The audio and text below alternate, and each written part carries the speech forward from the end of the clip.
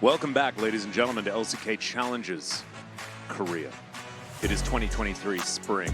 I am still Atlas. I am still joined by Chronicler. It is I. And it is now time for a game to start between D+Kia and DRX. The one and only. Absolutely unbelievable that we have made it this far. Versus number 3. The expected finals of spring 2022 wasn't the case because DRX in a tragic collapse, which Seoul afterwards Peach leave, which I'm still sad about. I know he's in Europe. Yeah, crazy. He's dunking on people. Hello, with Anatolia. We are quite well this fine day. I hope you are also quite well. We are wonderful. Dinner was amazing. And yeah, if I delicious. say it that way, it actually sounds sarcastic, but it was not. No, like, it was great. It was really good. Really good. Yeah, big fan. We are ready. We are ready to commentate this this blast of a series, and it should, unironically, just be fantastic. I almost Australianed for a second there, but if you know, you know. It could be absolutely amazing. As both of these teams are in great form at the moment. I think DRX this round, have they dropped a game? They have dropped games, series, but they have not dropped series. Yeah. So on an absolute tear, looking incredibly good. D+Kia still absolutely great, as we know, first in the league right now. And it is a battle for the top spot between them, including KT. And I believe KT and DRX still yet to face off this season. And so that is a huge one. Yeah, it's going to be next week. Yep. DK also has T1 to go up against as well as far as their next matchup. Still looking pretty good for DK to make it to that top spot. And of course, first and second are the most important. So the battle between KT, DRX, and DK is a fierce one. Absolutely. And this match might be the deciding factor. If DRX win this, absolutely, they catapult themselves towards at least close to the top of the standings. All the way up. Yeah, well, it's more like a catapult, is like this, right? It's like an arch. I don't think you go. That's true. Straight up. I was shot putting, and I should. Because this really tells it all. If D+ say they lose in a 2-1 series here today, then they will be at 13-4, which gives KT the opportunity to overtake them. They will still be ahead of DRX, even if they get 2-0'd, which is wild. They'll be ahead by 1 point. But it'll be very, very close. And it provides opportunities to KT, but it also means if DRX win here today, they can overtake KT. They will have the opportunity to take matters in their own hands, provided they win their series this week and then win against... no, I guess it's the final week. What am I talking about? It's just KT. So if they win this and they beat KT, they might do it, depending on whether or not KT wins. KT can, of course, win both their series. And if they win the other one, then I don't know. I'm really excited. I can't wait to see between these two teams, because DRX, a lot of their losses were early on. And they sorted things out. We actually, I think the opening game was the other side of this matchup. I think it was DRX versus DK. DK versus DRX, I guess, is what it was. And I think DK smashed them. Yeah. But it was before DRX kind of got themselves together. So very, very interesting. It was. To see how this one's going to go, because Pleta has even been performing decently well in the LCK, crazily enough. Able to pick up a POG in their last match against Live Sandbox before routinely collapsing. And he is going to be taking to the stage once again. Clear, Sponge, Satab, Pleta, and Piero. And of course, Sponge, definitely MVP in my heart. But Clear and Pleta are so good. Satab as well, having some great performances. Also, current holder of the title for best name in Challengers is Sponge. I still think Plan B is too good. For me, it's Sponge, man. It wasn't, and then we did the 9-gamer with Spongius, and then it was set in stone. He did Sponge all over them. That is true. He did. And Pleta, having one extremely wonderful game in the LCK, and then it's like a game and a half where he looked kind of lackluster, but so did his team. I think that one game where he actually picks up POG is something that he will be very happy with, as we have more fan signs here. Of course, cannot be seen. Not allowed. Nope. Can't do that. The fan signs are actually their faces, so they need to put their faces on in order... Okay, never mind. We're throwing it down. Oh, and back up again. Yeah. Nailing it. Clear fence. Oh, thank you, Yundo. Thanks, Yundo. I love Yundo, man. He's so dependable. He is. As this is the team to beat. The team that made history by almost winning challengers twice in a row, and then actually kind of failed and didn't, because no team has been able to yet. It's been 2021. It was in spring T1, then Gen.G, which for thematic cohesion, I'm sure any LCK fan is gonna love. And then last year, D+ in spring, they were looking like the favorites for summer, and we all know what happened afterwards as Rahel, Poolbay, and Lucid. Yeah, Lucid in particular. Good choice. Yeah. Great choice. Lucid, probably my my pick for best in Challenger at the moment. He's crazy. He is super duper good. So good. Thanatos, also fantastic. Mitach, you will have an opportunity now to see him play. But we're going to be highlighting Satab versus Poolbay here in this mid lane because, of course, both of these players have been playing very, very well. And having a look at the picks that they've been playing, the one loss on Swain, ignore that. That was Poolbay's slumping time. He wasn't having a great time at that point. So those 6 wins still sticking out like a sore thumb because he's the only guy that really plays the Swain these days. And the Azir doesn't exist anymore. We're on 13.5. That champion has been removed. Boop. Yep, bye-bye. Yuumi, ridiculous on this patch, as you guys know, but she is disabled this week. Not going to see her. Yeah, Thanatos is also a boss in Lost Ark. He is. And some Greek god of death or something like that as well. But obviously Lost Ark is the real lore. Greek mythology actually stole it from Lost Ark.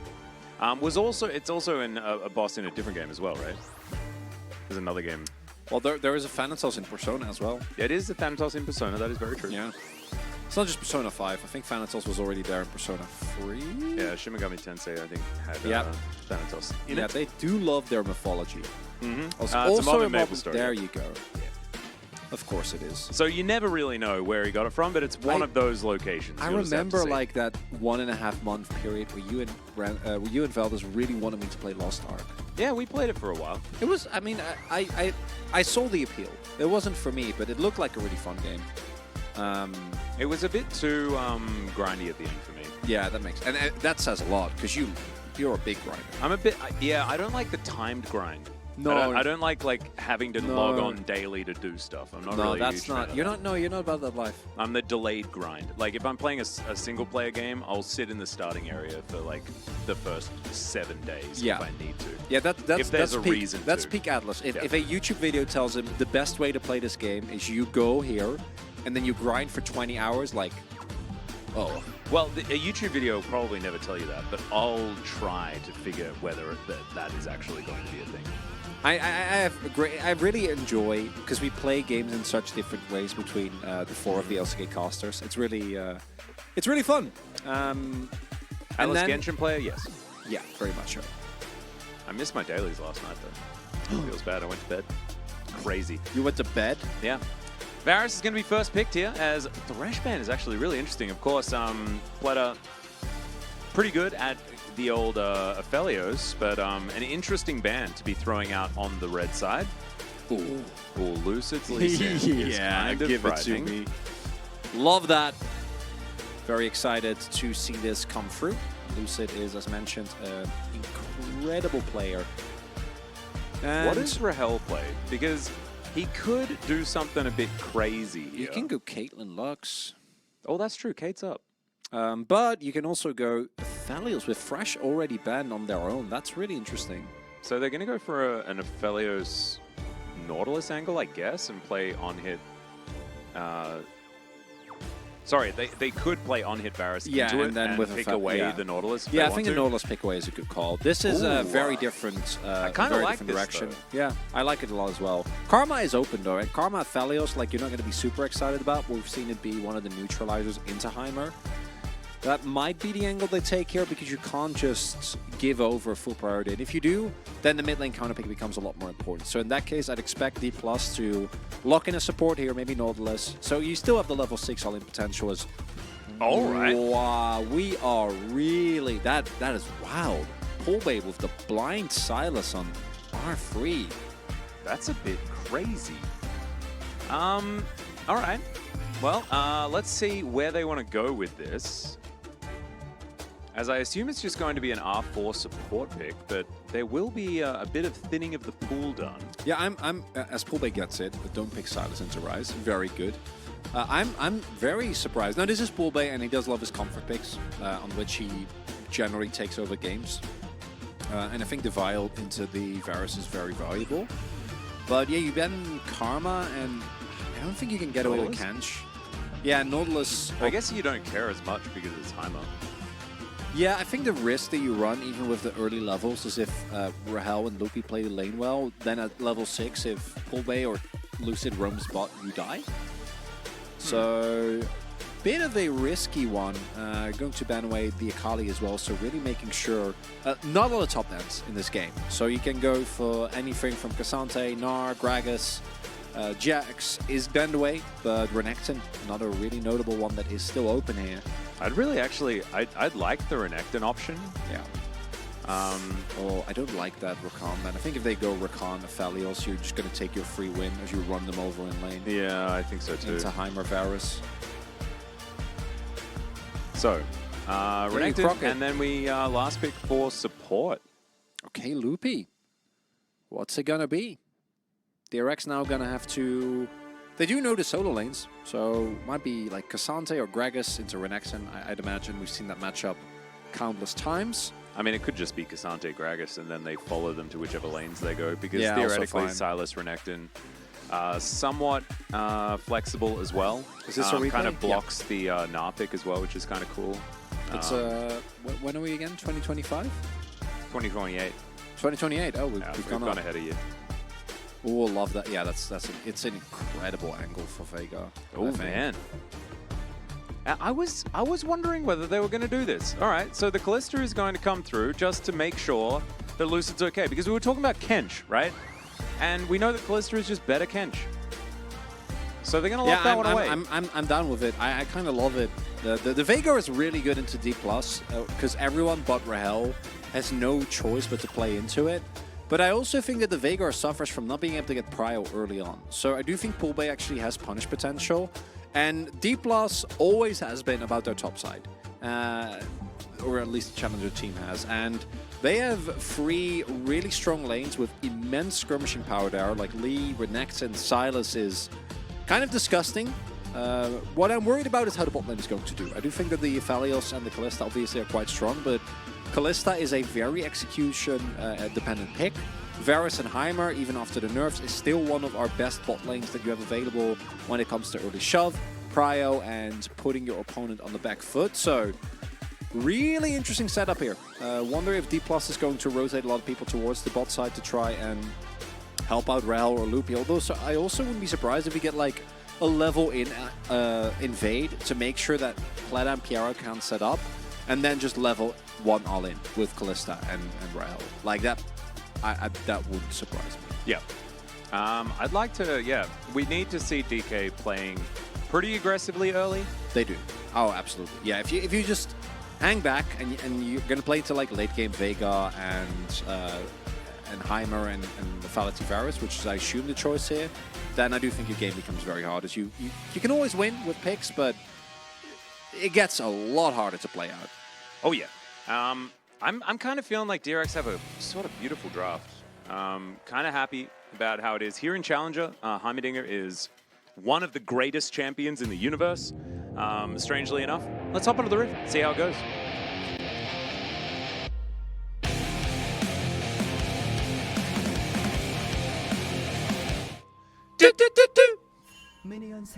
Got him. Perfection. Oh, Clear and Thanatos not actually going to emote. Oh, there we go. There we go. Okay. Yeah, they're being nice. Yeah, Clear is a bro. He's going to be able to do it. Nice do-do-do-doos. Even YouTube chat is getting in on it. Good for you, YouTube chat. Nailing Proud it. of you guys. So just vibing. Yeah. Just don't hit each other before we get to the minions, please. I mean, it's a Lego core. Oh, look at this. Love that. Yep, take control early on here. Yep. That's what you need to do, as unsurprisingly. My God. Those win rates. Well, they're winning a lot, right? But I do think that combo specifically is very strong for good reasons, Pool Bay. Yep. Oh, Piero getting the value. That's nailing it. That's not a bad chunk. That's quite nice. And we do have Lucid pathing towards the bot side of the map, which makes a lot of sense here. As Rahel not looking too out on the Fidels thus far. We have seen the pick be like kind of on and off. Yep. As, ooh, God, that's not great. Yeah, Luffy going to lose out on that trade pretty consistently. And we know that the Kalista support is not to be picked lightly.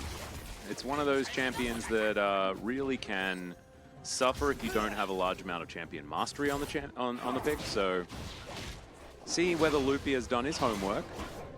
Right now, things kind of okay, as Sponge just sponging up the jungle, as he likes to do. Also, they are not aware where he is. Started red, then went immediately down. We do see the question mark ping. But I don't know if he just went for Krugs and then skipped, or if he's already on a pathing towards the bottom half of the map. Sponge also not spotted, as the ward is about to time out. They should have a suspicion that Lucid is on the bot side of the map, though, for obvious reasons, as Lopi and Rahel get the early prio and are now shoving in. So would expect Lucid to at the very least cover, as Sponge showing on the ward here would be really big. Yeah, Lucid actually in position as well, so if he shows it's even more dangerous. Ooh, and now Lucid's gonna get spotted. But I think he knows. We see the question mark ping go down. Yeah, he knows. Yeah. And so Krug going to be consumed here by Sponge. Full Bay 100% win rate on his Silas, only a couple of games, but still, you can see why he's picking it with such high priority. Yeah, I don't know about this one, Sponge. Don't think you win this. Yeah, Q is going to connect there from Lucid, and Vault Breaker is going to come through. Not entirely sure who managed to get that one, as Q going to be hit after the safeguard. I like that from Sponge, able just to punch the ward in order to get a bit of extra damage. As Piero goes for a very optimistic grenade. Yeah, I think Lucid got it because he free camped and then got like the one. I don't think he got the small Raptors. As Pulbe is stuck. Sad time. Ooh, the Baleful Strike going to miss. Dark Matter doing the same thing. Movement. Very nicely done. Sponge, though, I mean, in 30 seconds when that E comes back off cooldown, Sponge could come in. As another battle for the chickens? What do you reckon? As Bledder is going to get lit on fire. That is a rend just for a bit of extra damage, as Pulbe is going to find Sponge now, who's going to have to flash. Thanatos is moving down. Slice and dice at the ready here for the Croc, but looks like Sponge is going to make it to safety, but it's still not good news. This is a classic D+ game, right? Like, this is how we've seen them play countless times. They are one of the more aggressive teams in Challengers, taking control early, but you know, Sponge got the Scuttle on top side as well. Lucid still has a lot of his camps up, so it's not really that much of a lead. It's just pressure being applied here, but which they need to do. D+, if they don't keep playing this aggressively, are definitely going to run into trouble.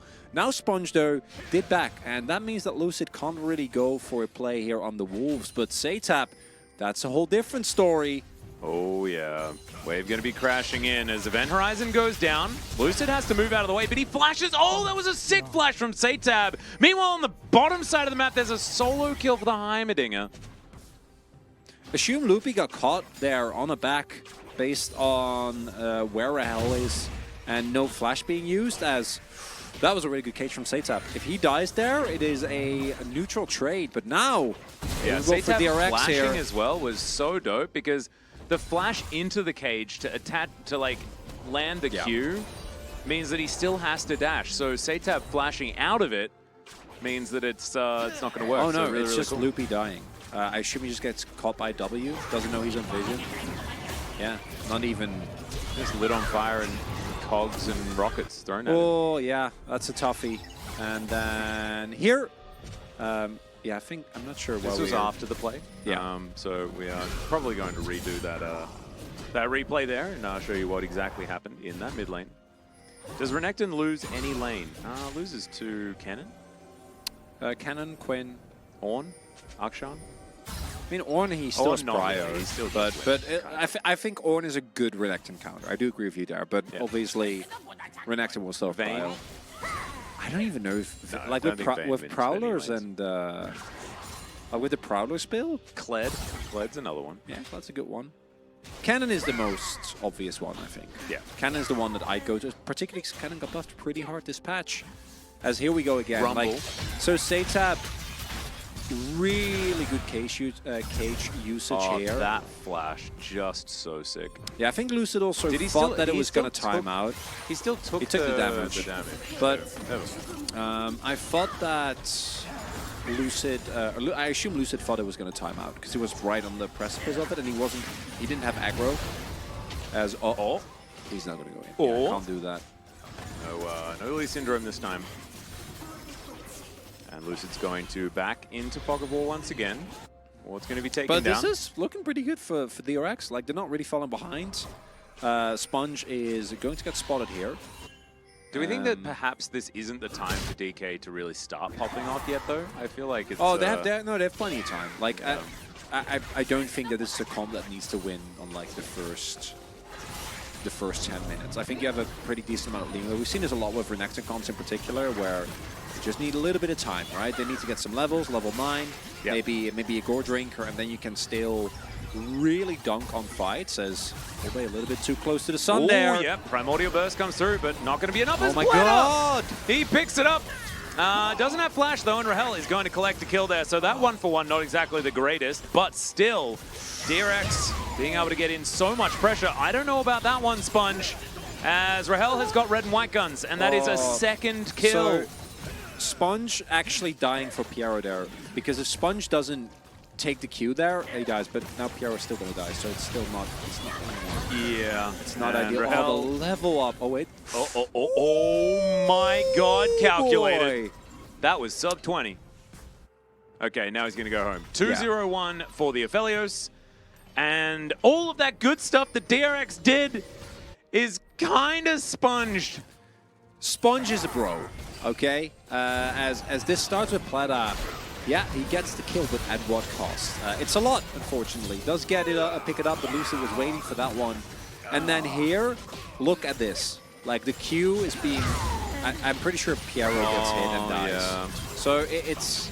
Sponge probably can find a different angle where he can, like, hit that and then not die, but it's very tough. And then here, yeah, it's particularly with these guns and Piero not being level 6 yet, there's just not enough damage. Rahel is the one who aggroes, and if he doesn't level up, he dies. If he gets one more hit in with the turret, he also dies. And the key thing there is that the AD carry of DRX died pretty early on.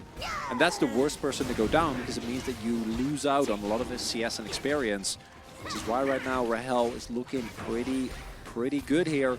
Oh yeah. In this 1v1 has already his Noon Quiver, as I think you need to contest this here, but Pulbe is pretty far behind the play. I don't know if he can do this. Yep, there's the cease and desist. Chains of Corruption go completely wide though as Rahel finds a Moonlight Vigil, but it doesn't actually matter. Great piercing arrow going to lock down Loopy once again, but they trade 1-for-1. And this Callista kind of isn't doing anything at all this game. And Lucid is going to be able to walk away without being taken out. Rahel untouched until the poke does rain through, but it's after the fact, and DK, just more advantages.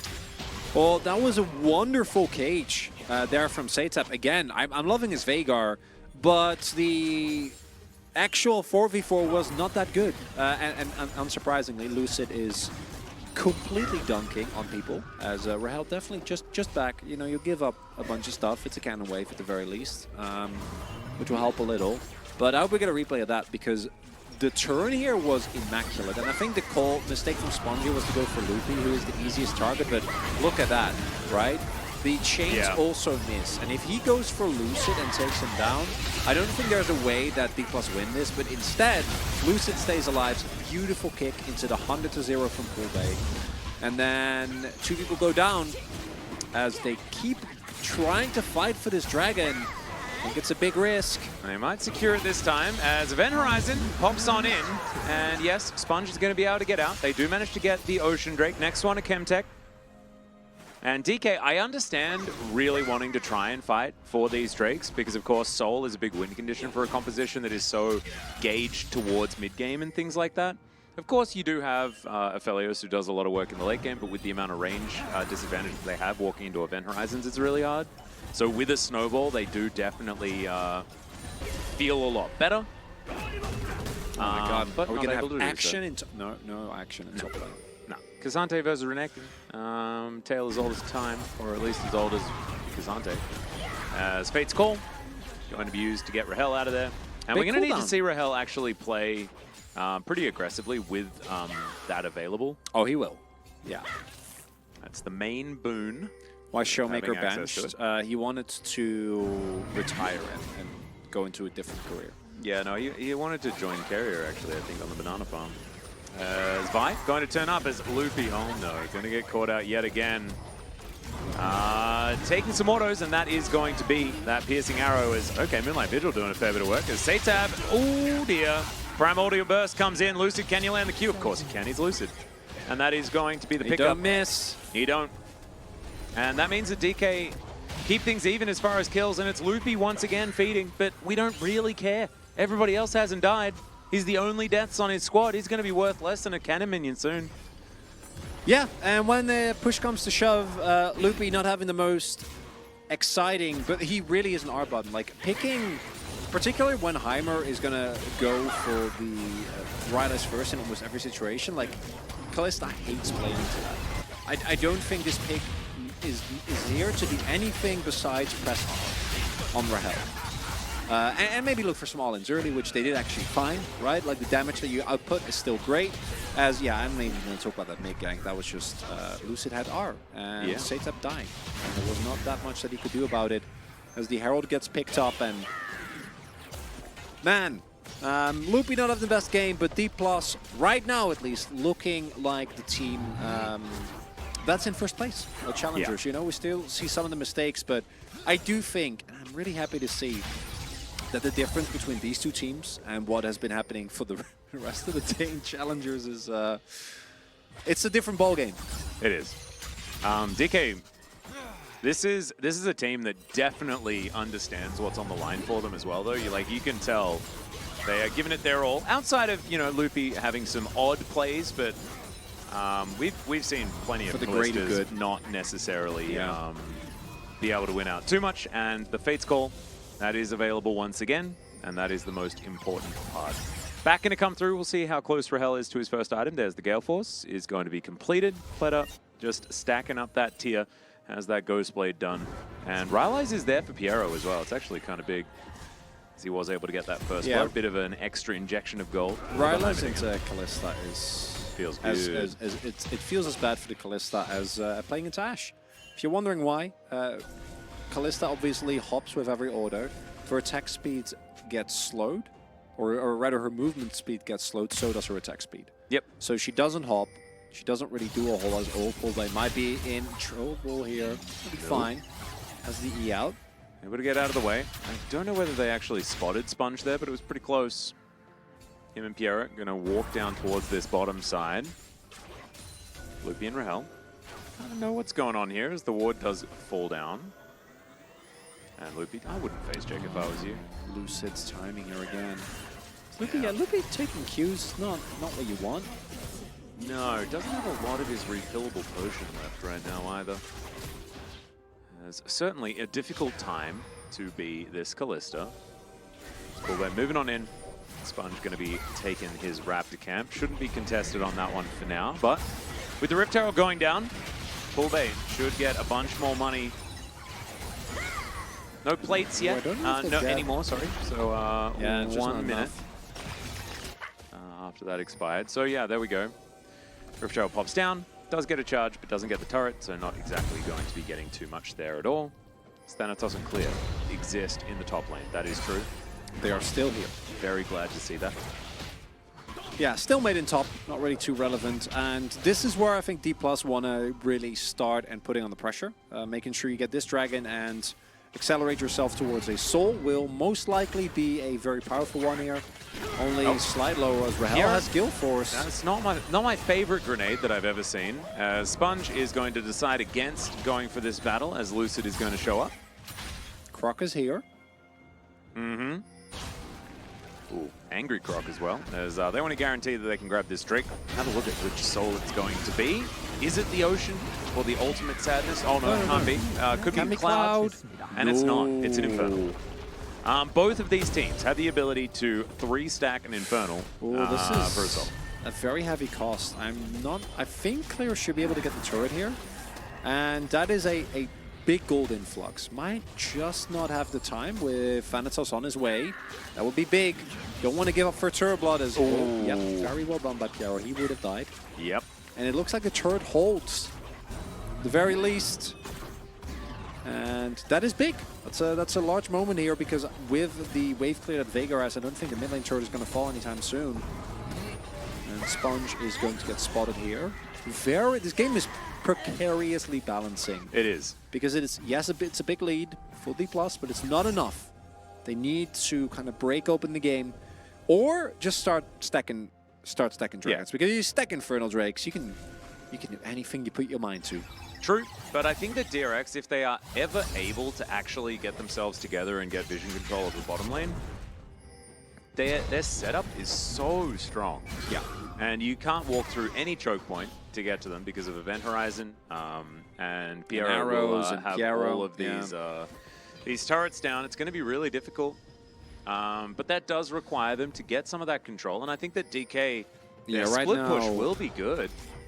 Yeah, right now it's also hard to match the shove that comes through, because they are pretty substantially behind, right? So you really need a good angle. You can't just walk up. And without being able to get prio, it becomes a lot harder, as Polbay perfect coverage here, right? Making sure that there is no opportunity here. Although now Satap is going to probably just get the turret here. Miscalculation there from D+. Kind of beautiful movement from Satap towards his bottom side, and so able to get themselves first turret blood. That will reach parity, I believe, as far as gold, or at least very, very close to it. It's only a 1k gold lead now. And D+ composition, the main thing that puts it over the top for me is that this is very based on, can Polbay, Lucid, and Thanatos find backline access? Because that's the one weakness I do think DRX have, is they get, if any of their champions gets caught off guard, barring Satap, who has a stopwatch, but even with Event Horizon, like, you can die in a single combo from anyone of Thanatos, Polbay, and Lucid, and that is something I'd be extremely afraid of, knowing how good D+ is at that. You know, this is one of those compositions where I do think that the nameplates really matter. But DRX have been relatively flawless, right? There's a reason why this team hasn't been defeated yet in round 2. True. There has been a couple of whoopsies so far this game, but this round, not to be the case, as second Rift Herald is going to go down. Eye collected there by Sponge. Into the backline goes Lucid, but he can't actually find anything there. Cease and desist comes forward as Polbay has to go golden, and Thanatos dashing out of there. The Abduct Abscond coming through is clear, just teleports forward, and like, Pleta does not miss these Qs, man. He has landed almost every single one that I have seen. 4, 1, and 2 now on this Varus. Absolutely massive, and yeah, does more than the 0 damage that Rahel put in there. Really big there for DRX, as they were able to pick up the Herald, and then Rahel was unable to join the fight, right? Like, Lucid, Polbay, and Thanatos all going in, going gung-ho on the backline, but look at where Rahel is and his inability to walk up. And the reason why is because Sponge and Clear are there, right? Like, Lucid is really deep. Loopy and Rahel need to take the long way around, and I gotta say, I'm pretty sure Rahel and Loopy could have just walked after Thanatos and been fine. But that's a really big miscommunication there, because if they go that deep, you need to, like, well, I wouldn't do that, but almost flash over that wall and, like, point blank R. You need to commit. Yeah. And instead, you need to do more than nothing. Yes, and instead, that might be the turning point that DRX were looking for. And it's going to make the game very harder for D+. DRX snowballing very nicely. Yeah, now going to get caught by that Chains of Corruption as Rahel, not able to Gale Force in time, gets hit by a big piercing arrow. And DRX utilizing Shirley, going to try and take down this outer turret, and I think that they are going to be successful, even Clear. Bullying Lucid away from his blue buff. Oh dear. Some of those issues with Rahel kind of shining through here in this moment. See whether DK can lean on their strength. This is not it, as Lucid just going to be picked off and taken down. This is what we were talking about, losing control of the map, right? Well, kind of, but it's not even set up around objectives. It's just walking in and getting Vi ulted when the rest of the team is there, and D+ just seem to be categorically unable to deal with what DRX is doing around the map. Yeah, they don't have a lot of control, but even then, you'd expect to at least see them for multiple people try and contest. That is a very early dust blade here done for Pleta. Not my favorite choice, but will, as a Lafeli item, still have a lot of value, so he might be dead. Yeah. There's another arrow, and he has to flash. So yeah, he's still basically dead. He has to go back and will not be here on the Rift for the next little while. And we were talking about this, weren't we, Chronicler? We were talking about the fact that Rahel needs to play aggressive to make use of the fact that they picked Kalista, because Kalista is nothing but an R button. And if he's just not going to go in or do anything, they're basically 3 versus 5ing this game. Yeah, and it's a lot of investment. It's a tough draft for D+ I think to pull off, because it's so reliant on cohesion, because you have a very small window in your kick, in your Thanatos stun, in your pull bay chain where like you can kill someone. That's gonna happen if you can coordinate it well, and if you don't go on clear, because obviously clear doesn't care at all. Yeah. But there aren't a lot of windows, and with the current game state, I think DRX is hugely favored, because they are starting to stack these Drakes, and we talked about D+, like, yeah, you can win with this comp late game. But imagine what happens when the Veigar and the Fat Lethality Varus start stacking some Infernals. You don't get to play the game anymore. And I'm going to assume Rahel is going to go for Infinity X Natch. Maybe that's the spike which they can kind of work off of, but with Thanatos, Lucid, and Pullback kind of looking disjointed, he's not looking too good here. And yeah. I know this is only game 1, and I think D+ are still in a spot where they can win this game. I also think that we have seen today that in Challenger in particular, people are just not able to deal with being on the red side. Yeah, blue side has been pretty powerful today. And it's, to be fair, like even the LCK, when the teams are matched, we see this trend as well.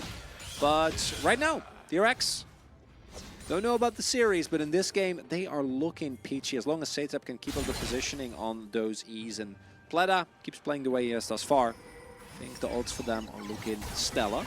Yeah, Pleta just, I don't know. I feel like he's got some real mojo after his games in the LCK.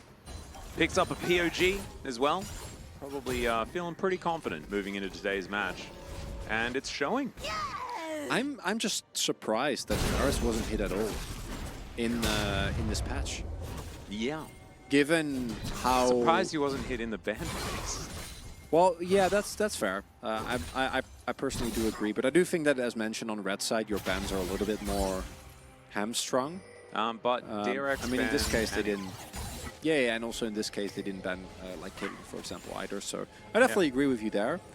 But yeah, interesting. Well, Bloodthirster is completed for Rahel. He's got a pickaxe towards his Infinity Edge, but he's got 2 minutes to try and get at least a Crit Cloak and BF Sword, and then a recipe. Yeah, it's just not happening. So those 3 items that we were wishing for are not going to come through. So Soul Point should be there for DRX. I don't know whether DK can actually fight for it. Fighting for Vision against this squad is so hard. Yeah, I don't think they can. I don't think they're getting... I think they're looking forward to the next one, right? Like, you can still fight for Soul, I do think, once Rahel gets his IE. It does change some of the equation, provided that you have Fate's Call available, so you can get Rahel away from Sponge, who really is the main threat, barring Poke, for this Valios. But Poke really starts mattering less and less, right? That's something that's important, because look at that shield. Yes, that's like a 500 health shield right there. It's quite large. Doing very well, at least on the shield department, but we need to see some damage out of Rahel this game. Yeah, that hasn't really happened yet. Satep, the level 16, no death cap just yet. And that mid lane turret, still standing here. Yeah, at least for now. As Rahel at least can now stand in lane against Pleta, who misses the first arrow that I have noticed. So, better step up his game as the game continues. And DK chilling around the Baron. Okay, there's Chains of Corruption. Connects onto Thanatos. Not the optimal target, but at least connects. DK going to move themselves back. DRX not going to be moved out of this area forcefully by DK. And with the amount of poke available for DRX, it is actually quite hard. And we're seeing the pings start to come through. Satep does not have teleport at the moment. Will need to use a summoner first. He's got Smite. Picked it up here, but they don't know about Lucid. Yeah, clear. Off to the side. Lucid not in the pit. They've started the Baron, but they don't have their jungler. Yeah, they must There's have so much vision around here. That's the scary part.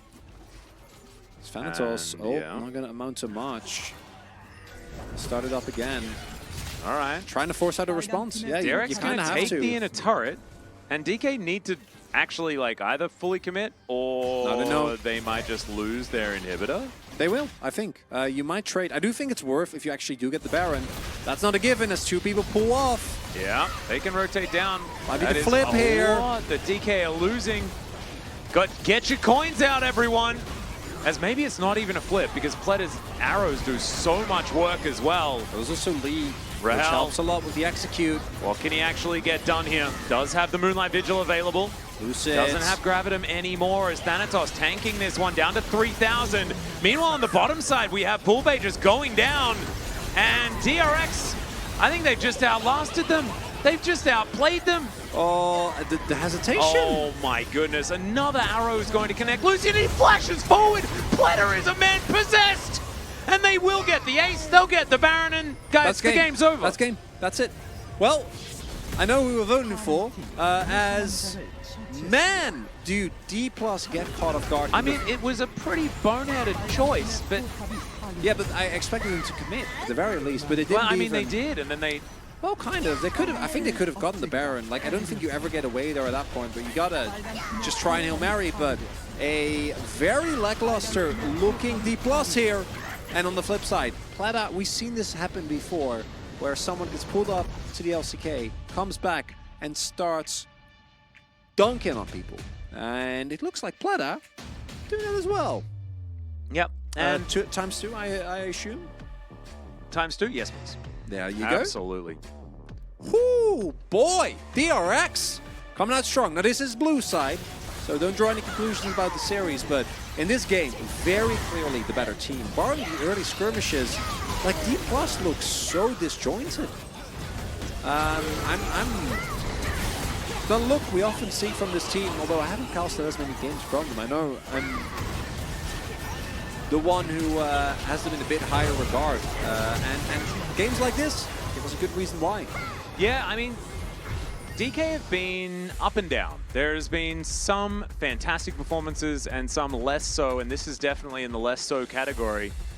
And it's just crazy that the guy that did 0 damage in one of the most important team fights is the one that does the most damage on the team. But look at this Varus, man. I mean, there's a reason why it's been seeing so many bans, but Pledder is just so good.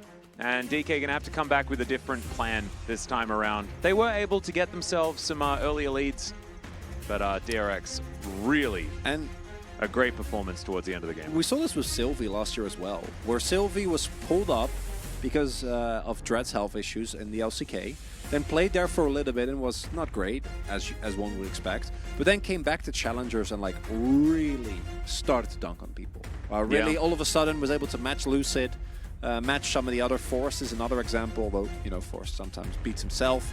And Plata, with this Varus game, is saying, yeah, no, that's me. That's me as well. And I gotta say, bans like the Fresh instead of the Varus are definitely gonna have to be questioned here. And the same for the priority on the Sylas here. Like, picking that Sylas on R3 is something that a lot of our teams have shied away from. And knowing that Veigar is available, I don't think it's the call, right? Nope. It's something that I think you can still get away with on R5. But not going to be the case here. D+ needs to readjust, and unsurprisingly, that's a couple of POGs in a row for this guy. I know. In like the same week. Well, I guess it was last week technically when he was playing in the LCK, but also had a phenomenal performance there. And is now going to be rewarded once again. 8-1 and 4. The man didn't miss. He was so extraordinarily good. 40% of his team's damage. You cannot say a bad word about how he played. That one arrow that he missed that was going to be inconsequential anyway in the mid lane. That's the only time. Even when he died, the one time he died was in bot getting a kill on Loopy. And he traded. And he got so who cares? It was actually so good. Kevin Kim has a bit of a report here. Pleta said, while it has been exhausting to play both LCK and Challenger, he didn't feel nervous. Challenger like he did when playing on stage a lot. Yeah, that makes complete sense. Pleta to me is such an interesting player, having such a tragic introduction when he was Becca in 2021. Yeah. And to see him kind of do the time, get better and better, and now tear up Challenger, I think it's super exciting. It is. And we'll see whether they can do it again. Of course, this is so important for DRX, right? This is allowing them to get to the same level of match wins as DK. DRX one match behind both them and KT right now. Whoa, so much on the line here. Let's see what's going to happen after a short break in game number 2.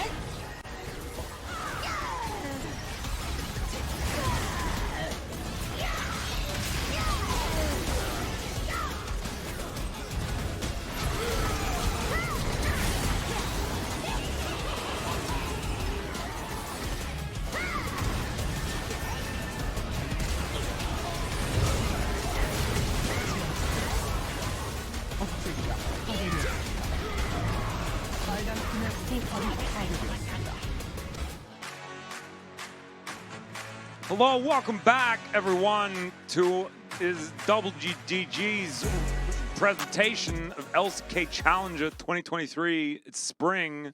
I'm Atlas, Chronicler, and time for more games today. We do have one more game.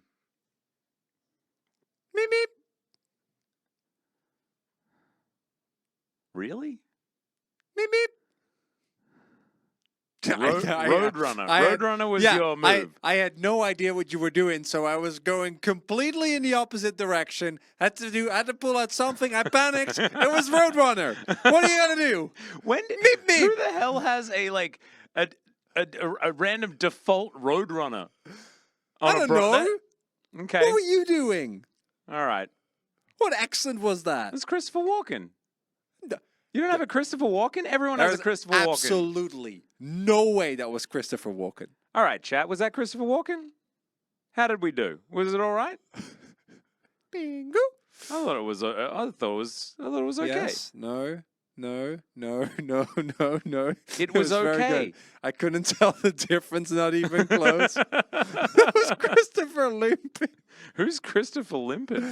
All right, I get it. Because he's not walking. That was Atlas talking? Yeah, that kind of was. I take it back. You are no longer the GOAT. The stream is always like this, Addison. Absolutely, yeah. We are all about fun and interaction here at the Challenger stream. Yeah. I did do my best. Thanks, Viking Ghost. Yeah, I appreciate that. I think you did. I think you did well. I panicked, man. 11 out of 10 Roadrunner. Yeah. All right. Well, you know, I think it's pretty split down the middle. As far as whether It's it was a all right or not. 50-50. It's been a while since I've you know, done a good like Christopher Walken session. You know, like watched all of his movies again. Maybe I should at least like watch the Fatboy Slim music video. My God, that's so good. Shocking news. D+ selected Blue Side. Whoa! Yeah, didn't see that one coming. That's out of control. I know. Absolutely incredible. I know. Okay. So Blue Side for D+ Kia. Oh man, this really changes my assessment of the whole situation, which was that we were going to get 9 games the dream. Wait. Now, I think that we are definitely getting 9 games the dream. It's happening. I think guys. it's happening again. Yeah, I don't think know. we're there. I don't know whether we make it to the 10 hours. No, though. I think last time we had maybe some extra delays and stuff as well. Maybe we that didn't kind of have pushed the it over the non-shim top. 20-minute. Yeah, there were well. 2 20-minute games. I mean, we had a couple of 40-minute games as well. Yeah, but we had like all 40-minute games the last time. Not that long. It's looking, yeah, but we had 10 hours broadcasted the last time we did 9 games, which also has only been me and Atlas. We are cursed, truly. Blessed. What? Anyway, DK, they're going to ban Varus. The Ashe is also going to be banned. There's Sejuani. I don't think Thresh is going to be banned away this time around. I also feel like it was a very curious ban in general. It was. Curious as caster for not good. Yeah. Unique. It was an interesting Unique, choice. interesting. Yeah, that's interesting is the main one. Everyone knows interesting. Atlas, can you convince someone to play Bard? No. Play Bard. It's a fun champion, and right. you can actually someone in chat. Hell yeah. Actually, I could send Rusty a message right now, and he'll play Bard. but he doesn't need a lot of convincing, right? No. In fact, if I messaged him right now, I could ask him if he's playing Bard, and he probably would say yes. That might just happen. DK, what is going to be the first pick? As Lucid's Lee Sin. Yeah. To be locked in first. Does make a bit of sense here. Yeah, Lucid obviously, like, early game was impeccable, then come mid game he was playing Lee into Lucian? Into Vigar and Heimer, and the rest of his team and him were not on the same page as Xayah. Looks likely here. Xayah and Rakan is a risk. I think it is. We've talked about this a lot. I would much rather see... Is it a risk into Rahel and Loopy, though, in their current form? Ooh. Well, Varus is taken away. Yeah, Oh, Sponge. Sponge. This is the jungle buff patch. You know, we can embrace. No. That would have been cute. Isn't to be the case. As all right, Rahel, I see you. Jinx going to be picked Jinx up. Fresh, that's fine. Jinx Fresh makes sense. Jinx Tahm Kench. Oh. Well, you are walking straight into a champion that is very happy to be against you if you are Tahm Kench. Isn't Rakan kind of one of those things that's pretty good when it comes to Tahm Kench because he does the devour thing and then you W him. The main issue I have with this is that D+ is effectively is forfeiting a chance to punish Xayah and Rakan.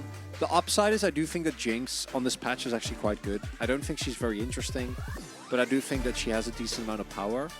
And if you play towards the bot side and Loopy can channel his inner I'm with you, though. I reckon it's top Kench. Huh. You know what? Phantos would.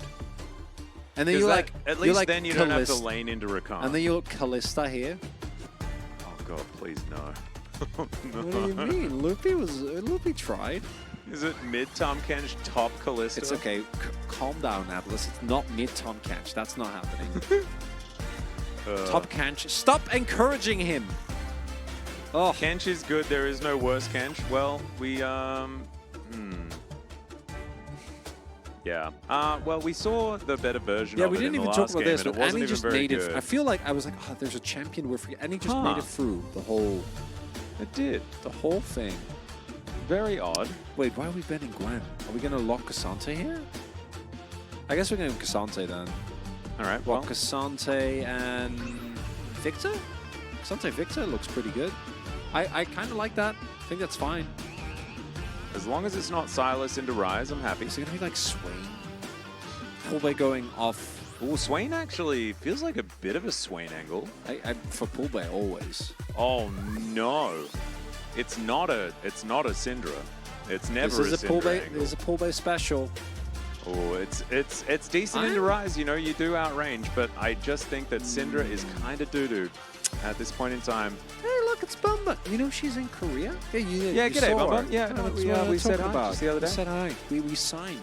You signed the best out of all It of is us. no longer a parasocial relationship. It is just a we know each other and we're human beings relationship, Yep. which is pretty cool. Yeah, this doesn't shock us at all. Cassante makes sense. Jax is available. Can go for that. But Jax into Cassante definitely can go either way. And what does Piero pick up for his top laner here? Well, there is a Gwen ban, so that does mean that Cassante is not going to get Gwenned, which is good news. Yeah, that matchup is playable. This Good is old Rise Gnar combo. Yep. DRX looking pretty standard up and down the table here, I but think I like the DRX comp a lot more. I think it's pretty close. Like, I think DK have based on just draft, I think they've at least got 5% chance of winning. Oh, you're really hating the DK draft, huh? Really, like a lot, yeah. Mainly Yeah. because I see Syndra and I assume loss. I think it's relatively even. If this was main D1, I'd be like, yeah, this is a freebie. Because I think Syndra is actually really good into anyone on DRX. I think Syndra is playable if your name's Xiaohu, and it's not playable if you're anyone else. Execution dependent. So if Lucid and Pullbay don't pop off, then like it takes so long for Jinx to get online. We've seen her kind of struggle with this. Hey, Bumba, what are you saying? What are you saying, Bumba? It's not the way you think it is. Wait, what? What's What's that not the mean? way we think? What is? We actually have legs? They're actually nicer and funnier, except Chronic is a big... That's accurate. Yeah. That's true. I am notoriously mean. Although I was a bit of a jerk because we signed a thingy for Bun Bun and everybody was doing little signatures in the corners and then I wrote mine massively across the middle. Oh, Atlas, which made me a bit of a jerk. That's just who you are. I know, but I did think about that again later and I was like, maybe not a great look. No, that was really funny. Yeah, I thought it was just funny. It was just you being silly. Being silly and goofy. That's just toxic. See, this is what I thought. I don't think I think it's a bit of a toxic. decolon moment. I think it is a bit of a decolon moment. I need to publicly say that I'm really sorry for that one. I shouldn't have done a sign that was really big across the middle. Because what if there were other people who you wanted to sign? Yeah, but they can still sign. I don't think it's that bad. Oh, I don't know. Anyway, I'm gonna need to just take a break. I think we will try and get my head Let's straight. get a reset.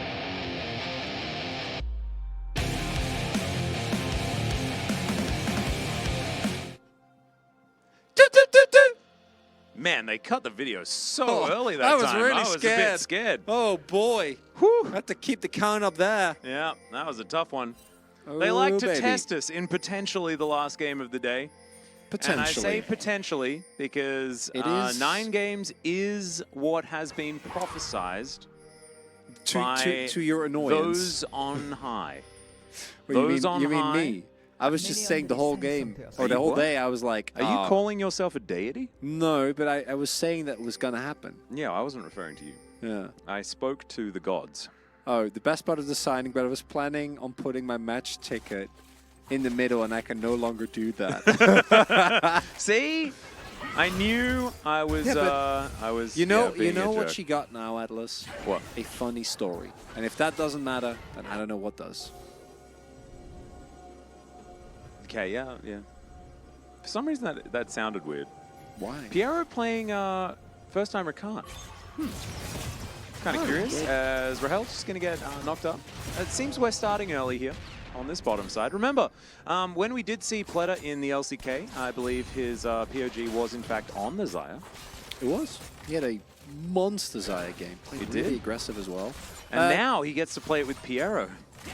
The tail end of the trade, not looking too hot there. I do know that Rahel also went for the Ruins Blade, so we'll be able to staying up at least a little bit, but still don't think that they're going to be able to contest for the level 2 here, trying desperately, but doesn't look like it's going to be the case. As, oh my god. Even through the heel, down to 200. Rahel is really having a roughie. It's not looking good for the 9-game dream, Atlas. No.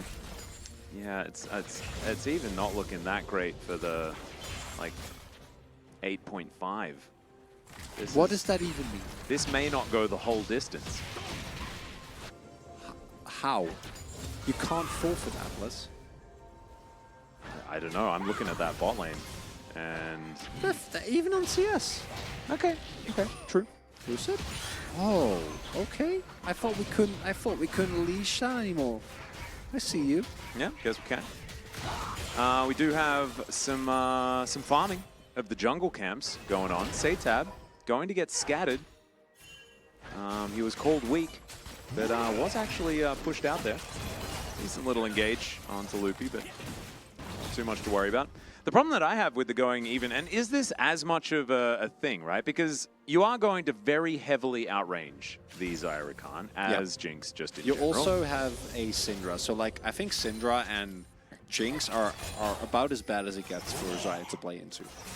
Like, it's not fun. It's not a good time. Well, we'll just have to see whether it's going to be enough, as the early game did look rough, but as you say, even on farm, the two of them. Lucid did poke his head in here towards his bottom side, but isn't actually able to find too many angles. And now it's looking like Rahel is going to go for some sort of reset type scenario. Ooh, Saytab. Possibly in trouble. Does still have flash available as the Q is going to land, but he gets phase rush and he's going to run his way up. No worries there at all. Loopy is going to try to hold this minion wave, I guess, or something, but instead takes a bunch of damage. Tongue Lash does a bit of work there to Piero, though. Life's fine. No, life is not in this game, No, he's not. Is Loopy fine? Yeah. Yeah, Loopy's fine. I mean, probably going to miss the cannon. Life's also pretty fine, isn't it? Yeah, life's been great. Yeah. Maybe, or can you get it? Oh. Well, didn't go over, but he did get it. Yeah, Loopy got it, yeah. Yep. As I think the zap would have hit. It probably would have, but it might have been close to timing, and you'd rather guarantee getting the gold. True. As Rahel now just with the wave in a pretty good spot for him, but is going to be pushing back towards DRX when they make it back to lane. Clear, fighting against Thanatos here, and holding his ground, does have... Okay, never mind. Not going to push any further forward. That's kind of weird, though, because I think didn't they know that... No, they didn't. They didn't have eyes on Lucid, so not going to overextend. Thanatos does have flash available, which I do think is quite valuable in this situation. Nice little wallop. Throws a drill as well as Sponge realizes that he's just not that fast. So waddles over. Waddle. Indeed. Saytab, on one of his favorites in this Rise, of course. We have known him as a bit of a Rise guy for quite some time. As Lucid going to get shadowed here. That Q is going to go unfortunately wide. As Warrior Trickster, can it actually allow Sponge to make this one happen? As the flash is actually going to come out. And that's tough, because with that flash down, Poolbase should have a possible angle to try and look for a kill on Saytab here. This is something that the Rise does struggle with. Being outranged in this way can be very, very difficult. As a lot of damage, but it is on Loopy. Yeah, Grey Health going to be eaten as the zap is avoided there by Pleta. Health advantage here for the Xayah Rakan. A Xayah with Ghost as well is kind of intriguing. Yeah, I like Ghost. Ghost is just similar to what we saw Sivir and Zeri do, right? It's really look for these aggressive later game team fight combos as Saytab's going to look for it as Realm Warp going to come out, and the flash needs to be used there by Lucid. Does get a smite off as Unleashed Power is going to come through and find a Wukong. Saytab looking to try and punish here though, as Pleta's going to move up as well. Scatter the Weak comes in. Poolbase really dead. Can he deny the kill to Pleta though? And the answer is no. And Pleta gets one back. Still, first blood going to Poolbase. Good news for DK. But Xayah getting kills is a bit of a worry. Yeah, that's definitely bad news. If Loopy can stall a little bit here, though, you can probably pick up a plate. And that is still going to be a gold positive trade here. Wave also going to be lost. So it's not ideal for D+ if they play this a little bit cleaner and Lucid just gets almost on the 0 deck. We've actually got away. That's really playing it a little bit close there. Nice dodge as well from Sponge on the W, but still Pulpe just flash ults, so he dies. And then if Piero and Plata aren't healed, this is just a big win. So really nicely done by them, making sure that Plata gets it. And I do think that there's some hesitation here from Rahel there. I think he actually was like not sure initially, channeled it back for a little bit, and that was what I think meant that maybe they could have gotten another plate. Maybe he could have gotten a little bit more damage down on the turret, but wasn't going to be the case. And lead for D+ here on Syndra in particular, who is the sole AP source here, so probably going to be feeling good about that one. Oh, absolutely. Very nice. It's about as good as it could possibly go here for DK. So far, I mean, nothing to be too concerned about if you're a DRX fan, but if you're a 9-game fan, I think this is exactly how it needed to go. You're feeling good. Yeah. It's very, very true. It's starting to line up. As we're going to be trading the Drake for the Rift Herald. Rift Herald, pretty valuable at this stage of the game. Tab and Sponge going to help out there as Clear moving on down. Thanatos in tow, but the Mega Knight not going to let the Cassante anywhere near. And of course, Lucid not interested in contesting for the Herald as he is looking for a Drake. Pleta doesn't have his support with him, but does have level 6. So Featherstorm makes it very difficult for him to be dove, at least right now. And there we go. Lucid locks that one down. Yeah, diving isn't really an option, but Plata is going to be, unfortunately, seeing his turret get further and further chunked down. It's looking pretty good here, continuing for D+, as we do have level 6 available here for Plata, but for Loopy as well. Piero going to be a little careful there. Yep, that was not the grand entrance that he wanted, as he's battle dancing around the lane. Having what seems like a good time, but Rahel with these rockets does have his Berserker Graves as well, so more nimble. Got a pickaxe, got a little bit of AD. Yeah. Do a little bit of chunking. Having a good time. I'm very interested to see how Pleta's going to be able to play out these fights, though, because like you were saying, it is a somewhat difficult game to be the Xayah. Xayah also fresh off a nerf in this particular patch. Yeah, mostly laning phase. But yeah, it's not huge. Just some Blade Caller cooldowns and damage stuff, and maybe that means that we won't see the instant kill Blade Callers. But they might still happen. It's mainly the laning phase, because Xayah scaling is something that no one has any issue with. As that's a quickness. Rahel down to about 50%. As Pleta going to pull back the feathers, but they don't actually hit Rahel here. Yes, W. I thought he might want to go for it there. They do still have ultimate and ignite as spooky. Bot lane bit feisty. Yep. Well, no, he's not in this game. Quite yet. Rahel and Loopy moving up and looking for Piero, and they will be able to get rid of at least his shield. It's a little bit of extra damage. Also, as the Realm Warper not actually able to get down towards that bottom side, and as we could see, Lucid sort of pressuring Tab a little in this mid lane. Force of Will coming out, and looks like Pulpe is just going to push this one up. I'm not sure any more than that is going to occur. So, as the dust settles, at least a little, we have a wave in advantage for Rahel on that bottom side. Super Mega Death Rocket looks cool as it sails wide. No cancel there. Nope. Gale Force now done for Pleta. And Rahel has gone for the Berserker Grief, so will not be able to finish his Mythic just yet. Standing on a wall. Yes, they are. They are indeed. That is the strategy that we're going for here, as they do sweep it out. And Sponge waiting around, but not going to find anything else. As that scatter was very, very nicely played by Pulpe, whose Syndra has been fantastic this game. Yep. I hazard to say, because I am a bit of a Syndra anti these days. The pick has not been doing quite as much as nice little scatter. Feisty gets a permaband against him, right? So that Maybe Poleo's like, I can be that guy. Perhaps. It's alright. Fleta and Piero taking a lot of damage, as there is a cannon that is secured. And DRX just, you know, they're down a wave, but I think it's fine.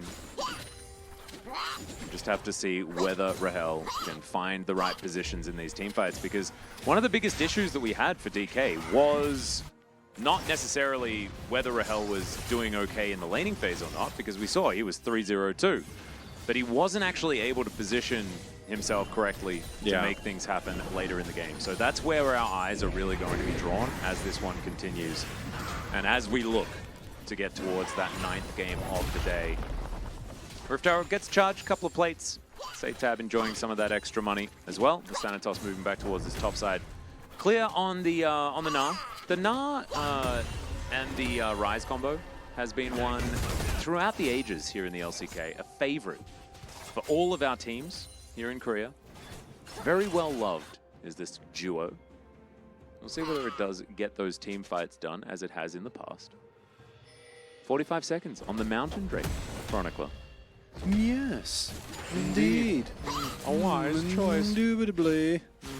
Mountain is the most rocky Drake.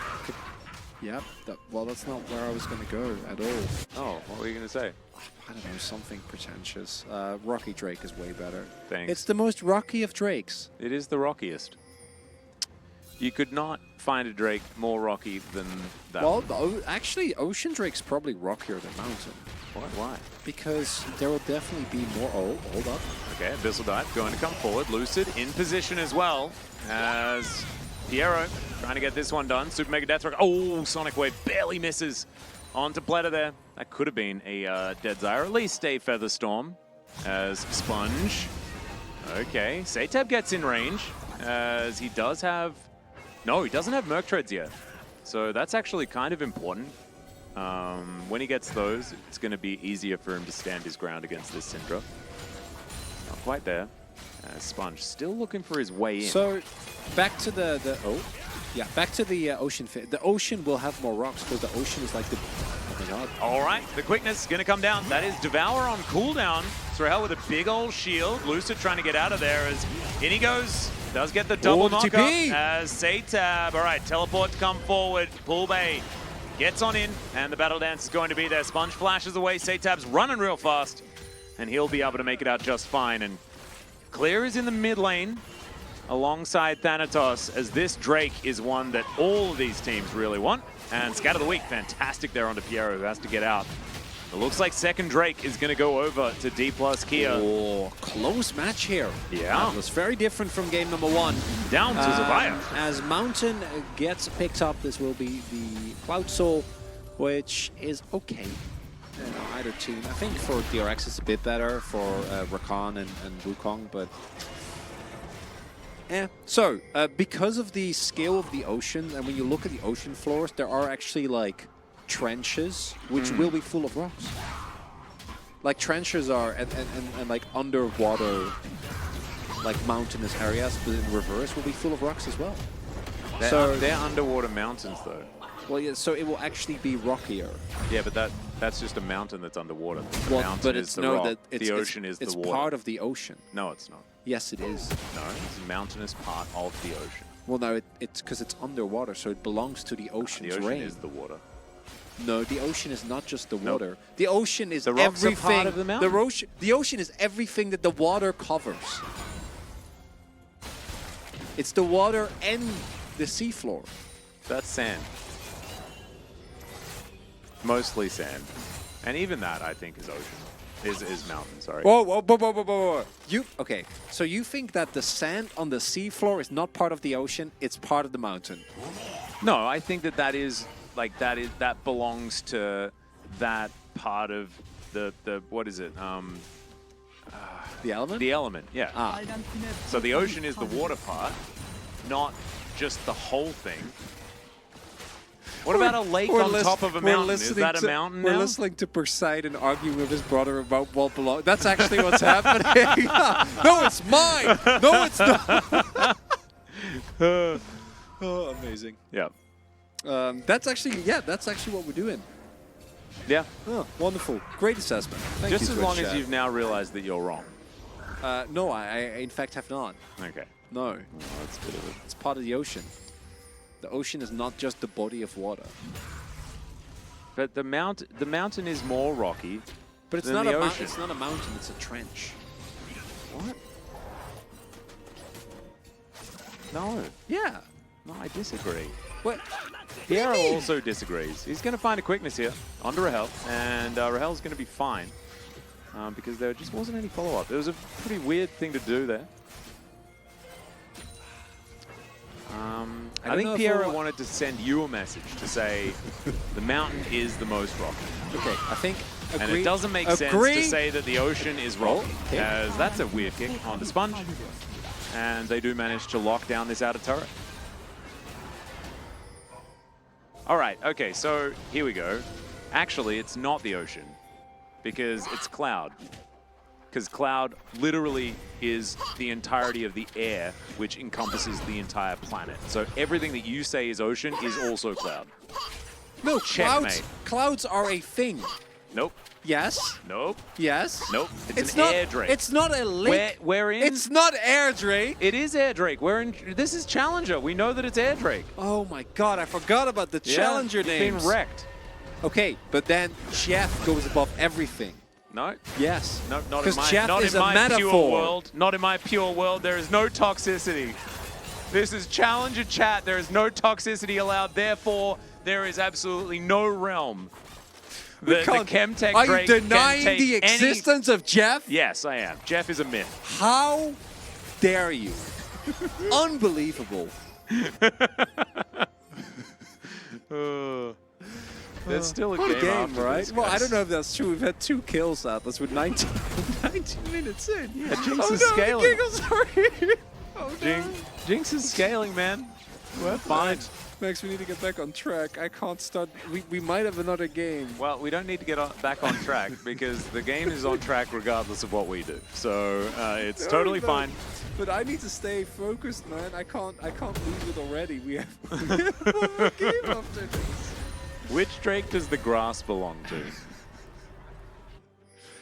Oh, chat, stop feeding it. Let it go, okay? But answer the question. You can have this one. Sorry, what? Which what did you which say? Drake does the grass belong to? Earth Dragon. Mountain? No, Earth. Oh yeah. Yeah. Oh wait, if it's Earth Drake, then the rocks, the stone, Then the rocks and the stones stone are- actually are 100% part of it. Yeah. Yeah. Because ocean is lake. Yeah. Ah, Well, yeah. let's not start talking about boulders and lakes, okay? I feel like we've I buried the conversation. I do. I think it's okay. I am kind of. Oh, okay. Platter is going to take a super mega death rocket to the head. Yeah, that's why you don't like playing Xayah into range. Yeah. It's not very fun. It's Piero, it's an odd move. The Unleashed Power is going to come through. Lucid will make it out, and Rahel is going to get another kill. And this is 9 games personified, ladies and gentlemen. Wow, that scatter was just incredible. It's happening. What the heck was that scatter pull bait? We'll get in there. How did he double stun with like, what? Yep. What kind of calculation? Pull bait is crazy. Did he have a protractor out on his computer screen? He was doing the math. Like, what is going on there? Okay, that's... If you're going to play Syndra like that, you're allowed to play it. That's insanity. All right, they're going to do Baron. And Satab's going to try and keep himself alive. Thanatos has to flash. Very low. Okay. He's dead. Thanatos, the Baron's going to get you. Oh, great kick on a clear to get him out of there. Thanatos is in the back of the pit, though, and Baron doesn't like that if you do that. They do secure the Baron, but at what cost, ladies and gentlemen? There's flux everywhere. Pull bait dead. Yeah, Satab looking for his opportunity. Doesn't have flash anymore, though, as the Abyssal Dive is going to get Loopy out. And Rahel is now under an outer turret. Piero wants revenge, as they just want to make sure these backs don't come through. And Satab, he's going to be able to lock that one down. It is not over yet as Sponge and Platter, they're making their way back in. Is this going to be an ace? This is insanity. And they dive on forward. Sponge, can he get it done? As Platter is just diving around the rift, and Loopy, he's dead as well. Nice Baron. D plus Kia. DRX says no. Everyone dies. You could have just let them have Rahel. My goodness. Is it killing the 9-game dream? Is that what we're witnessing here? Probably not, but let's calm down a little bit. So this is fine. Giving up Thanatos, who cares? Great kick there from Lucid. Well done. Thanatos dies as his shield runs out. You get this. This is okay. Paulbay dying. Still, not great, but okay, great scatter. But this is where you say, well, peace out, hombre. You're on your own. And this is the trap of good men. As Lucid and Loopy say, we need to save our friend. We need to save our bot. No! You do not! Let him die! Yeah, Try get not someone to save. out of there. Get someone out of there. Try not to save the Forsaken! Oh my, look at Pletter as well. It was popping off. We got another fight though, as Piero is just dead. Yeah, as I mentioned, I don't think it actually matters for the game. The Cloud though. Well, they got one Cloud. Yeah, DK have got one mountain and one ocean. And what did we say? Well, now we do know that DK the Air is Drake the boss. encompasses all. Oh my god, maybe it's the combo. Maybe that's what gives you true reign over the rocks on the seed floor. I'm pretty sure Rain is Cloud also, yeah. Oh, I swear to God, Atlas. No, I'm just... Stop doing this. Well, we have to put everything in categories, okay? That's what the whole theme is about. Not the rain jokes. You know what I mean. Yeah, no, I know. One Cloud is the start of the heavens. Absolutely, Olmond. I couldn't have said it better myself. And I've tried many times. Sponge. Sponging up the bottom side of the rift here. Collecting some money that has been left strewn around the river. Satab will find Thanatos. Slow him down momentarily. As Clear is just beating the heck out of this outer turret in the bottom lane. He'll be able to claim that one. And Poolbay going to return the favor in at this top outer. And I actually think it kind of suits DRX because the further away Poolbay is with his extraordinary mechanics, the better it is for anyone that's on DRX. As Clear, he's actually going to opt into a battle against this man as, okay, he is just terrifying. Unleashed Power is going to come forward and Clear does not have his flash. And Super Mega Death Rocket not going to pick up the kill. And Poolbay says, yeah, nice try, guy. But if they get an inner, that's very worth. Or if Loopy dies, also probably worth.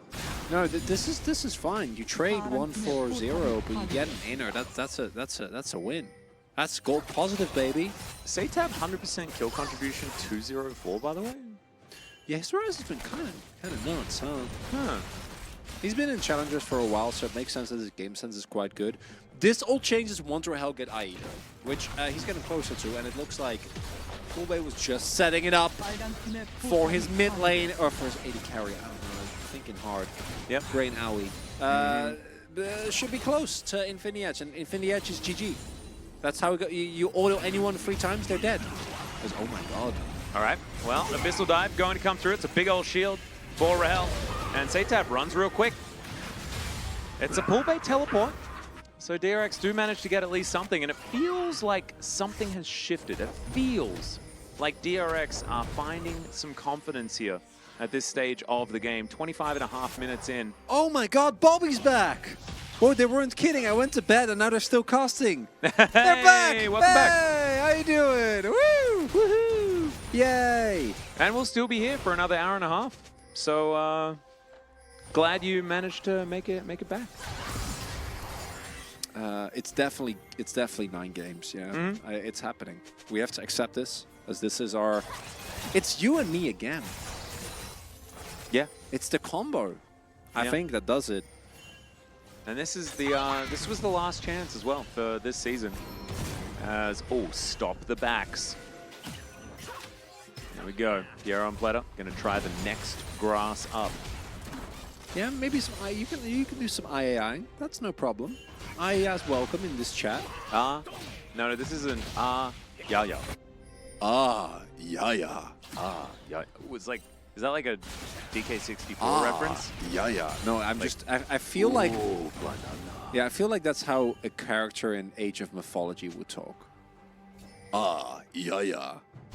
Oh yeah. Yeah, you can hear that, I can right? see that. Yeah. Yeah, the Kips, you guys, I feel like that's my favorite one. The the banana. Is that really how you say it in your head? I don't know. Don't ask me what's going on in my head, Kevin Kim. It's a weird place at the moment. It is. I can yeah. I can feel that the walls of sanity are rapidly getting torn down, soon will be consumed by sponges, memes, and giggles. Is there Rosemary in Summoner's Rift bushes? Okay, Thanatos could be in trouble here. We'll hold that thought for the moment. Nara's going to be invested as far as you can. He's really dead. So, Cassante, not going to be going all out. Bad news. He's, yeah. Well, I mean, he's all out of luck, isn't he? All out of chances. Bullbay. Oh, that is the right target. Oh my god, he is so huge. Has to use the Feather Storm, does Pleta? And he's going to move back towards his Baron now, but without the Feather Storm, okay, he does so much damage. My god! They just tear the Baron apart. And now Realm Warp going to be used. In goes Piero as Lucid. He gets charmed up. This Cyclone is amazing. As Poolbay goes golden, but the rest of his team are going to be torn apart. Oh my god! It's a triple out of nowhere. That might be it. Here for Satab. And that is going to be the ace. It's a full house. Satab's full of Pletters. What? What about my 9-game day? Your 9-game day is in the pin, Chronicler, and so is mine. Oh god, DRX are about to 2-0 DK. I don't know if they can. Oh yeah, no wait, it's Rahel's still 20 seconds. Rahel's 20 seconds. It's not happening. And Chronicler, I just kind of called this game over, so that means DK are definitely going to pull it back, right? Right? Nexus turret. Right? You can't die because otherwise the game will be over, right? Oh no, Loopy, you can't die as well, right? Oh, it's a 2-0, the 9-game dream, it dies.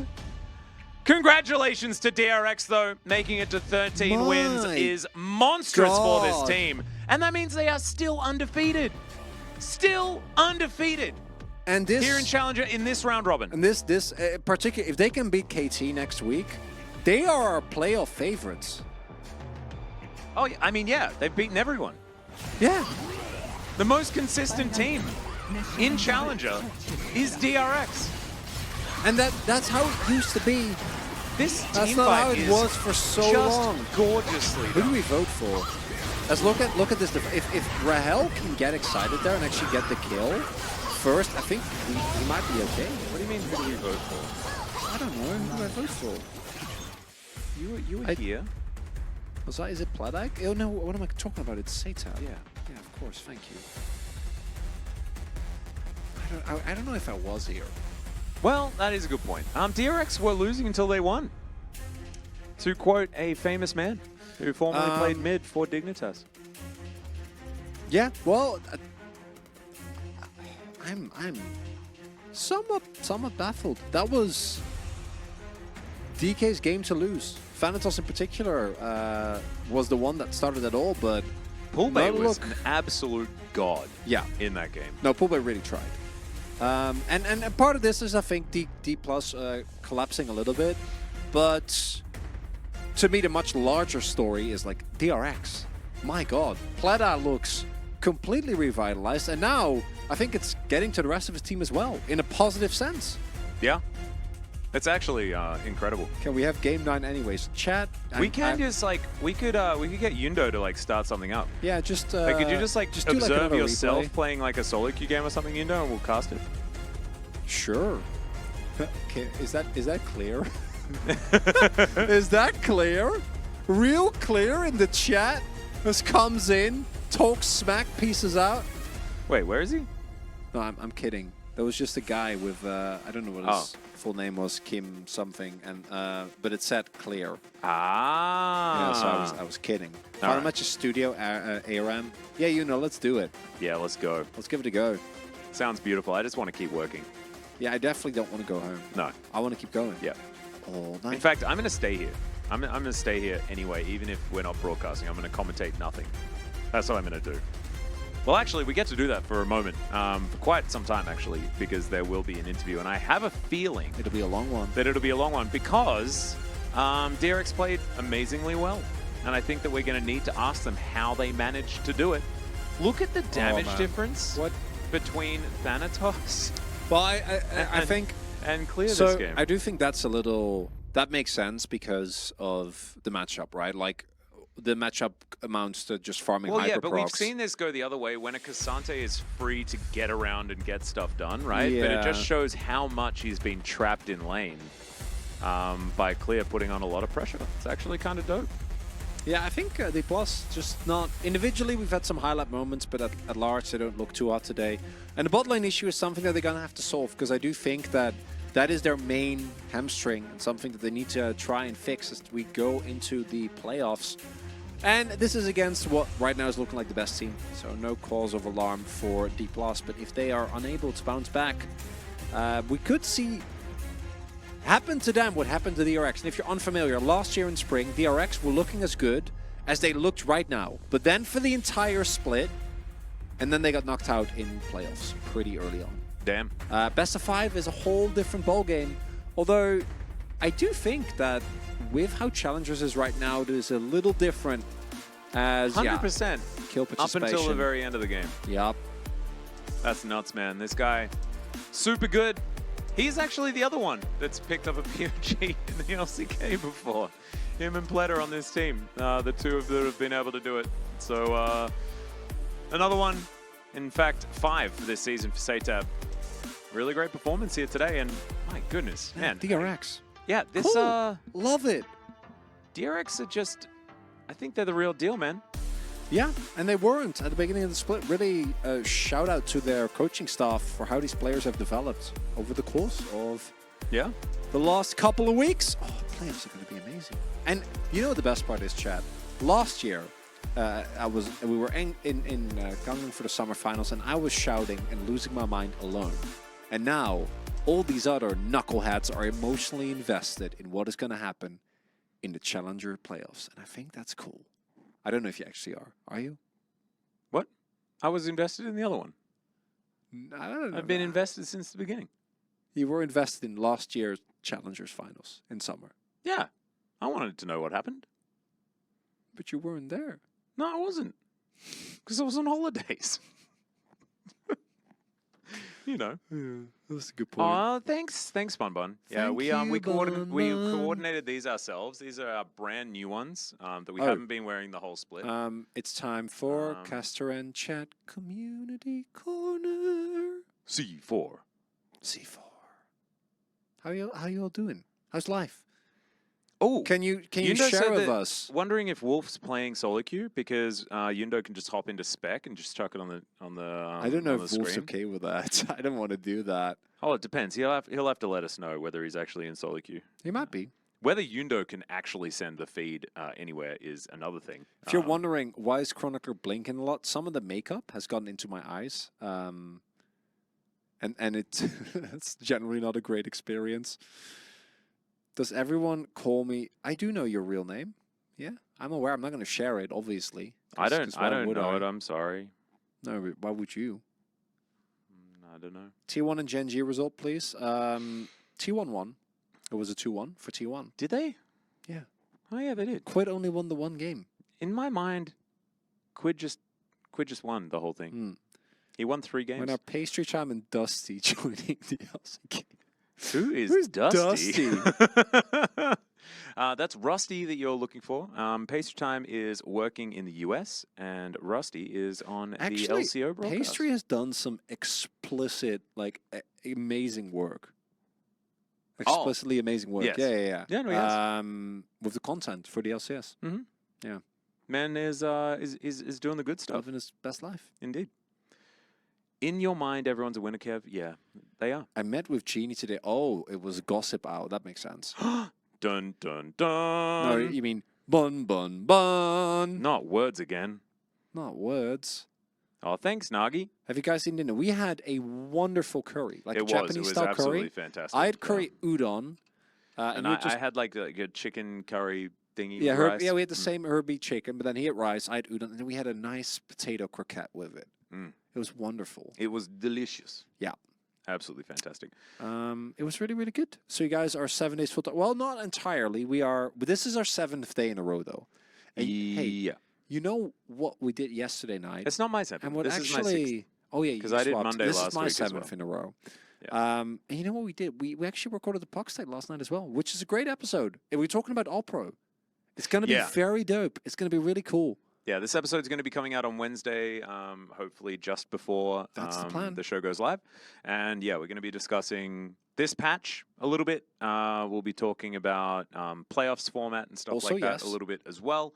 And then we'll go into All-Pro and the players that we think deserve the top 3 spots. When we're going to be voting, it'll be top 4, but top 4 is going to take us like a million years to go through, and I think it was already. Yeah, well, I think I promised Valdez that it was going to be a quick night because we did 6 games into Pog State. But I also think that it was probably like an hour and a half that we were there. We did, yeah. There was also some incendiary opinions, like people saying that Bulldog was top 5 mid All-Pro, and that was me. I was really flying high on that Guangdong win. I don't think I'm going to actually end up voting that. No. I mean, you'll use your brain. I don't think it's indefensible. Ruff, ruff. Yeah. I mean, sure, my challenger fans will back me up on this one. Well, I mean, I think right now, if you were voting for like week 8 performance, you can put him over Closer. That's fair. So if you were voting for the season, it's illegal to put him over Closer because Closer's been playing very well. Whoa. Chen Han, I'm not sure about that. That's definitely not true, but I appreciate your... What is Quid rank All-Pro? He's not on the list. Quid's like number like 0. Like he just exists. He might be above Fiesta. He was better than Fiesta when they were both playing challengers. Yeah, I'd say that he's above Fiesta as well. Yeah. Hey guys, thank you, Dirk. Much appreciated. How about Plata? Plata's great. Plata is what I hope will be a success story of challengers, where like a player goes to the LCK, has a really bad time, then role swaps, takes some time, and develops himself into a top-tier player. That would be awesome. Plata is an interesting one, though, because I think he'd be top 6, top 7, as far as in the LCK performance-wise. So I'd take him over, what, Envy, Taeun, Hannah, and Vital? Yeah. I'm not sure about... And Doctor. I don't know. It's hard. The Vital one is really tough for me because I saw Vital in Challengers, right? And he was better. He was the best AD back then. Yeah. But I do feel like he hasn't been able to develop as much, but it's also a team thing, so... After seeing Pleta today... AD can be kind of tough. Guy's pretty good. Yeah. He's pretty... What do we think about Hecarim? I think he's a horse. I think he's really good at the moment, actually. And he does that spinny. We aren't trying to roll... Pleta role swapped. He used to be Becca in 2021. Remember Bao and Becca with Pioshik and Kingen? Who was mid? Jet? No. Quid? No, not Quid. Who was mid? Oh. Quad. Jet. Yeah, Jet? Yeah, his name's Jet now, and it used to be... Quad. Yeah, something else. Yeah, it's Becca. It was, yeah, we didn't hit. I actually want to apologize. I'm sorry, chat. We did not complete the 9-game dream. It's the 8-game special, and that is not as fun as the 9-game dream. There you go. Solka, that's it. That's Solka. Solka. And with this loss, KT has currently overtaken. But if I'm KT and I see how DRX are playing, I'm like, ooh, I don't know about that. Yeah, they look crazy good. Exactly. And DK have a slightly easier time, right? Because they're against the lowest team in the playoff standings, T1 as their last matchup. But DRX versus KT, oh my goodness. Yeah. That is so sick. And it's crazy, right? Because, oh man, if KT beats DRX, then KT are first place. If DRX beats KT... Yeah, then they might be first place. Then KT, DRX could get to first place, but also they could just put DK in first place. Yeah. Just by beating KT after beating DK. And they still just say, nah, D+, you just go into first. Yeah. Look at how good we are, though. We still beat KT. That's actually nuts. And second place is where you really want to be, right? So, first or second. First or second, top right? Two. So, top two is really important. Because we have the same format here in Challengers we do in the LCK. So it's the same. Yeah, top 2 is the most important as tomorrow. we do have KT taking on Harmer Life Esports. And that will be a great barometer to check out how KT is going to look for Ideally, the remainder of the week. if you want the spiciest, you want Hama to win this. Because then KT is also on 13-4, like D+, and like DRX. True. That's the whole boy. No. But if Hanwha, if KT beat Hanwha, then DRX beat KT to even out their scoreline again. Yeah, but I think it's most fun if they're even already going in, because then it just fully decided by the final match. It'd be kind of fun if like everyone ended the season like For 14-4. I would be down. We also cover playoffs. Absolutely. Maybe Absolutely, even yeah. with our new mystery individual that did in fact land. We had confirmation. They are here. Oh, in bye, this country. Alexander. Thanks for watching.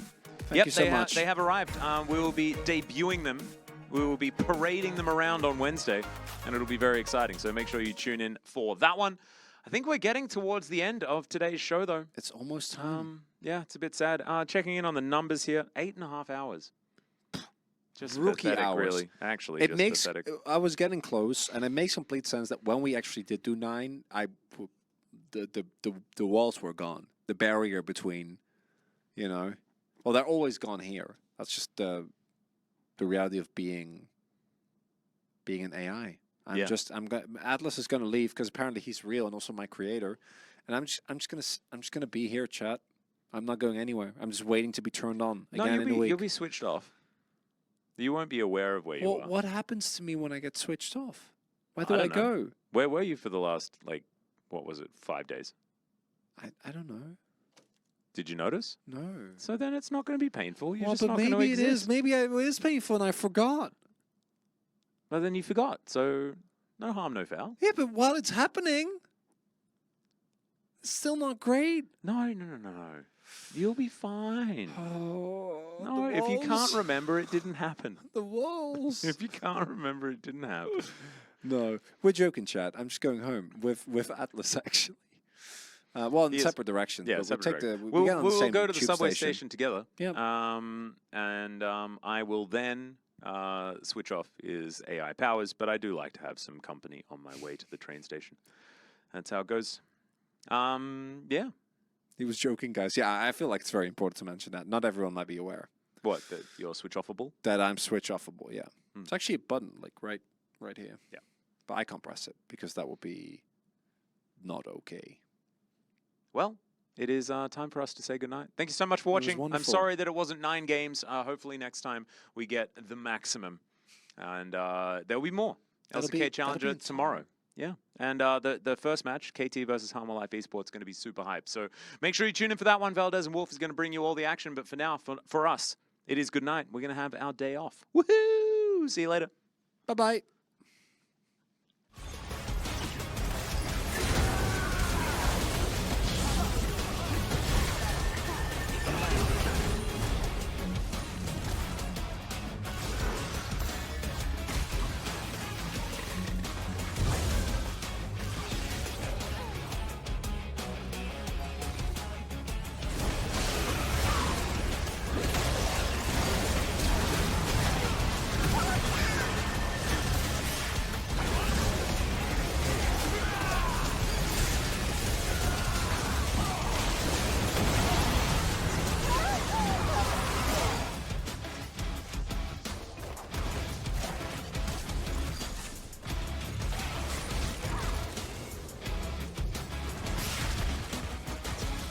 파란 팀이 드래곤을 처치했습니다.